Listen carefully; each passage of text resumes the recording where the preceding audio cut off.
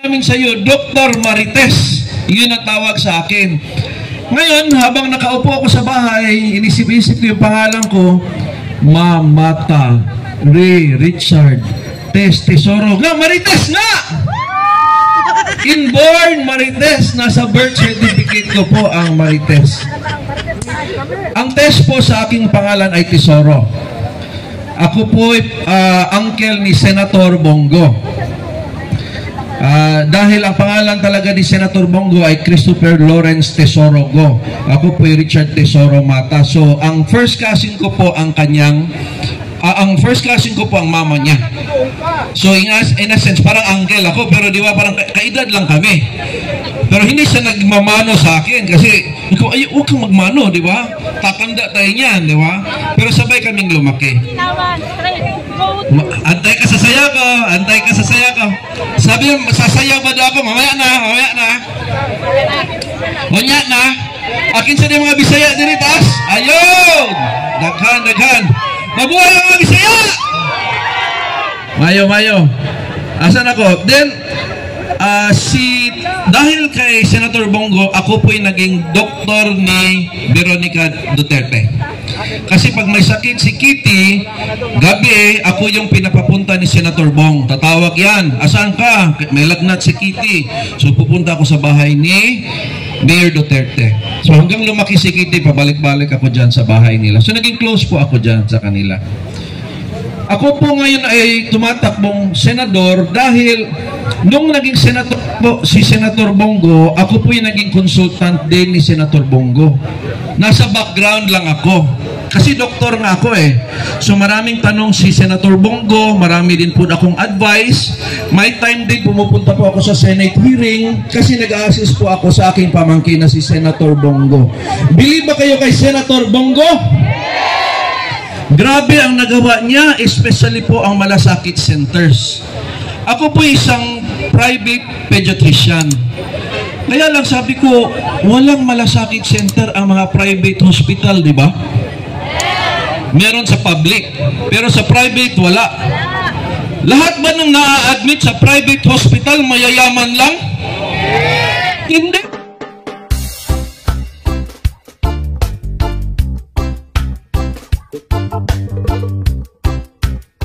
Pati po tayong riders from Cavite doon. Dito po tayo sa gitna. Magtipon-tipon po tayo. Dito po tayo. At ngayon naman po ang introduce po natin, pero bago po natin siya personal na ipakilala, panoorin muna po natin ang kanyang video. No, kasama din po ito sa Duterte. No? Ito po ang magiging Marites natin sa Senado. Walang iba, number 42, Dr. Richard Marites Mata. Please roll the video.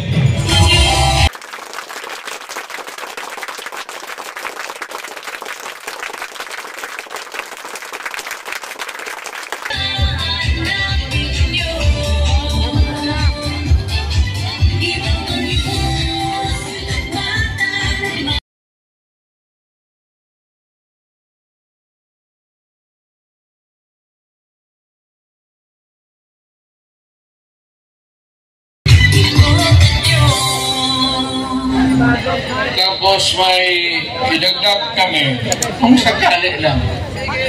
Eh, total makatulong ito. Taga Davao kasi ito. Eh, sasali ko nilang rin baka. Doktor ito. Pero ang balita ko, mga 8 na pasyente niya namatay na.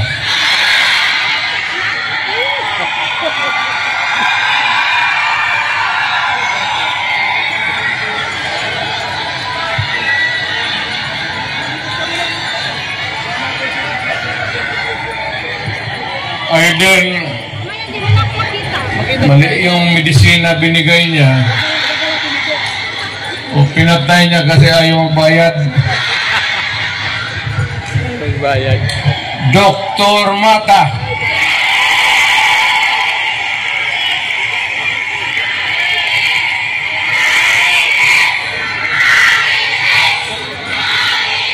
Kung sino siya ay napakarami po palang tinutulungan nitong tao.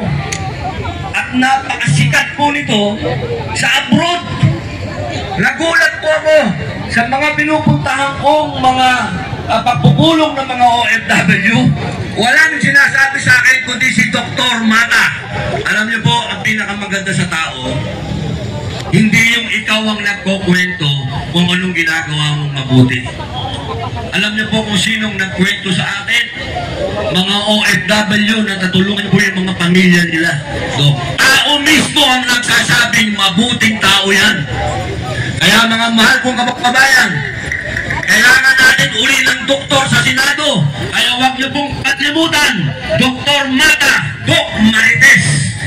Vote number 42, Mata Doc Marites sa Senado. Ma-Ri-Tes is short for Mata Richard Tesoro.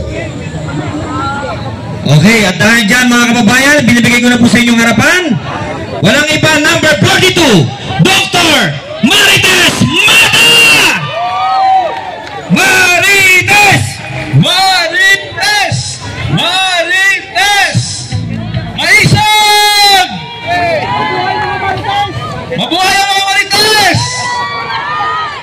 So, alam nyo na, ay, Father, good afternoon po. Alam nyo na kung bakit Marites, dahil sinabi doon, no? Dahil sa mga, sino po followers dito, Facebook? Ayun! Madaming followers. So, sa hindi pa naka-follow, follow ang Dr. Richard and Erica Mata. May 2.7 million followers tayo doon. Kasama na yan sila. Yan po yan sila ang ginawa kong Marites. Dahil doktor naman ako talaga no? Nag-health lecture ako katulad ni Dr. Willie Ong. Kasama ko si Dr. Willie Ong. Ngayon, mahilig din kasi ako mag-share ng mga balita, mga chismis, mga showbiz, para updated din naman yung mga followers ko, lalo na yung mga OFWs. 1 minute pa lang, updated na kaagad Kung naghiwalay ba si Hart, updated ka agad. Doon nagsimula yun, sabi ng mga followers, Dok, hindi ka lang doktor, Dok, Marites ka pa. Kaya tawag namin sa iyo, Dr. Marites. Yun ang tawag sa akin. Ngayon, habang nakaupo ako sa bahay, inisip-isip ko yung pangalan ko, Mata Richard Tesoro. Nga, Marites nga! Inborn Marites. Nasa birth certificate ko po ang Marites.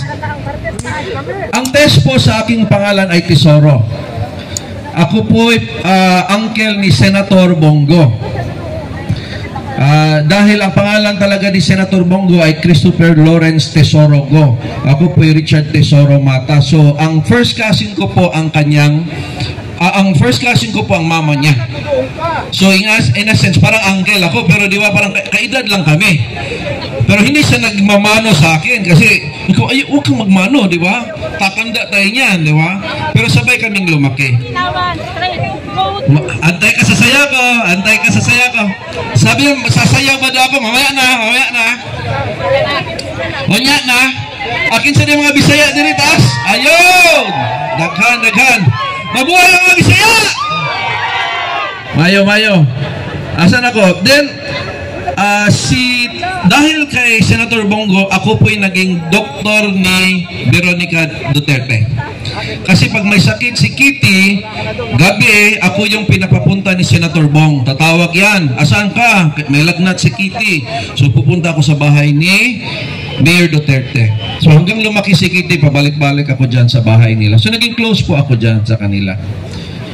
Ako po ngayon ay tumatakbong senador dahil nung naging senator po si Senator Bongo, ako po yung naging consultant din ni Senator Bongo. Nasa background lang ako. Kasi doktor nga ako So maraming tanong si Senator Bongo, marami din po akong advice. May time din pumupunta po ako sa Senate hearing kasi nag-a-assist po ako sa aking pamangkin na si Senator Bongo. Believe ba kayo kay Senator Bongo? Grabe ang nagawa niya, especially po ang malasakit centers. Ako po isang private pediatrician. Kaya lang sabi ko, walang malasakit center ang mga private hospital, di ba? Meron sa public, pero sa private wala.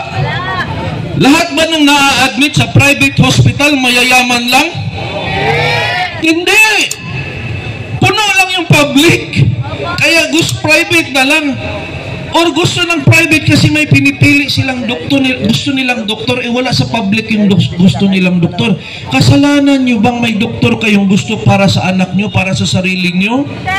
So natural na nagpa-private yung iba kahit hirap. Tama ba? Pag discharge, wala, ang laki ng babayaran. Walang malasakit. Pupunta ngayon sa labas, pipila kay congressman para mabayaran, madagdagan. Ang hirap naman nun. Kaya ang aking ambisyon sa anong ginawa ni Senator Bongo, gayahin natin na malagyan din ng sakit centers ang mga private hospitals. Agree ba kayo? Para hindi na kayo lalabas. Yung pera, ipapasok na lang. Yun ang ginawa ni Senator Bongo. Yung wala pang malasakit, lumalabas ang mga tao, pupunta sa PCS, etc. DSWD. Bakit hindi na lang din gawin natin sa private hospital? Dahil nga, hindi ibig sabihin na private yan, maraming pera yan. Hindi po yan katotohanan. Kailangan tulungan ang private, kailangan tulungan ang public hospital. At saka gusto din natin lahat ay maka-experience ng quality care. Hindi lang yung mapipilitan lang mag-public kasi doon lang ang may libre. Kailangan meron sa private hospital. Yung kaibigan ko, taga-Brazil, sabi niya, Doc, hindi man sa pagmamayabang. Third world lang ang Brazil. Sabi niya, hindi din perfecto ang Brazil, may mga corrupt din. Lahat naman ng bansa may corrupt. Pero ang iyayabang namin, ang healthcare system priority.